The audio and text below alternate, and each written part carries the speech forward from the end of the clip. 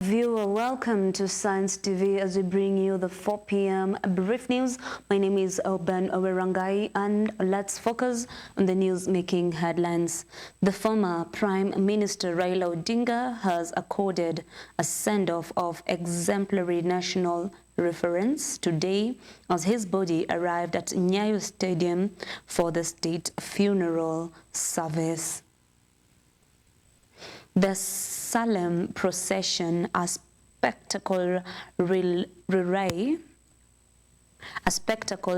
witnessed for a non-head of state, was led by military outriders and featured in statesman remains borne upon a ceremonial gun carriage. The group of the convoy moving with the pomp and procession typical of the presidential event was greeted by thousands of cheers and thousands of mourners lining the route and filling the stadium, reflecting the deep affection Kenyans had and they held for the man fondly known as Baba. And away from that news update, President William Ruto today paid a deeply personal and moving tribute to the late former Prime Minister and opposition leader Raila Odinga, affirming his commitment to the agreements they forged regarding the future of Kenya. Writing in the official condolence book at the parliament, President William Ruto described Odinga as the spirit of our democracy and a patriot whose immense sacrifice will forever shape the nation's destiny. The president's message transcended their complex and often adversarial political relationship, choosing instead to focus on our moment of unity and shared vision. He mourned Odinga's passing with a heartfelt word that acknowledged their intricate political journey.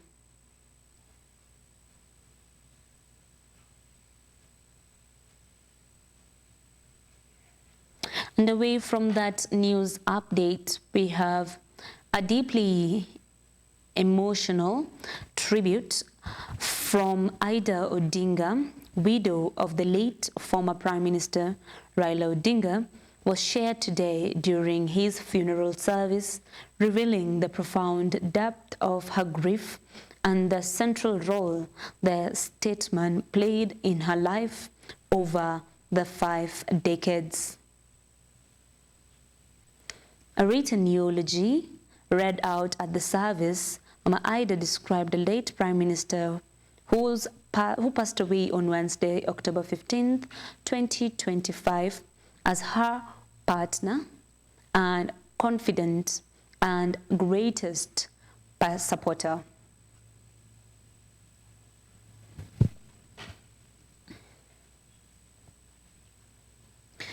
On other news updates, we got to find a state funeral service for the former Prime Minister Raila Odinga was marked by deeply emotional and spirited tribute from his daughter Winnie Odinga, who eulogized her late father as both her dad and her superhero.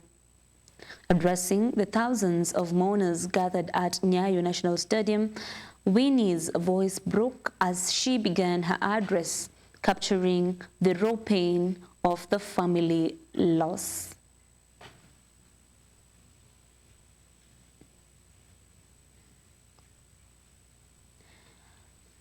And on our final news update, but still on Odinga, we have the regional leaders in Kisumu have issued an urgent appeal to the youth to maintain peace and order ahead of the arrival of the former Prime Minister Raila Odinga's body in the lakeside city on Saturday.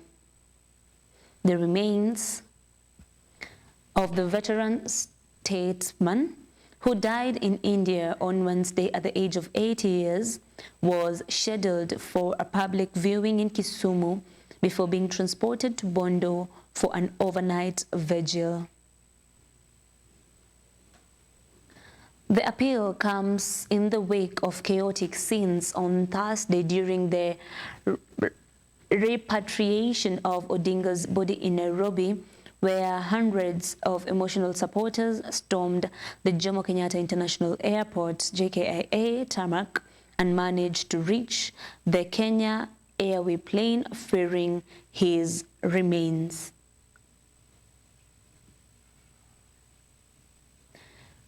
And we have come to the end of the brief news. I hope you're now up to date with what is happening. So I have been your host, Ben Rangai, and this is my sign name, and my sign language interpreter has been Esther Kendi. Stay tuned for more news updates.